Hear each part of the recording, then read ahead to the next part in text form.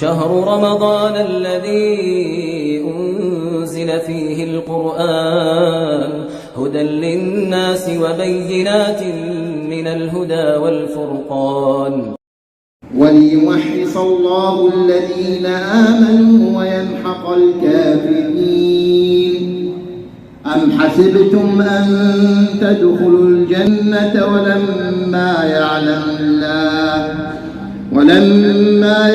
الله الذين جاهدوا منكم ويعلم الصابرين.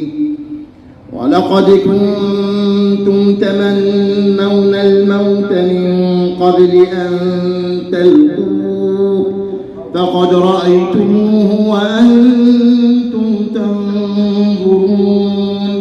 وما محمد إلا رسول قد خلت من قبله الرسل أفإن مات أو قتل انقلبتم على أعقابكم ومن ينقلب على عقبيه فلن يضر الله شيئا.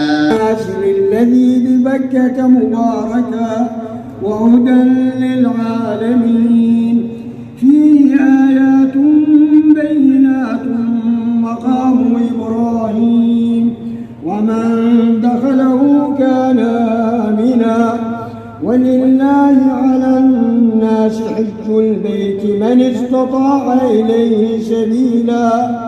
عليهم المسكنة ذلك بأنهم كانوا يكفرون بآيات الله ويقتلون الأنبياء بغير حق. من قبلكم سنن سيروا في الأرض فانظروا كيف كان عاقبة المكذبين.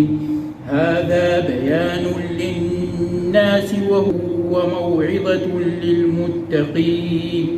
ولا تهنوا ولا تحزنوا وأنتم الأعلون إن كنتم مؤمنين.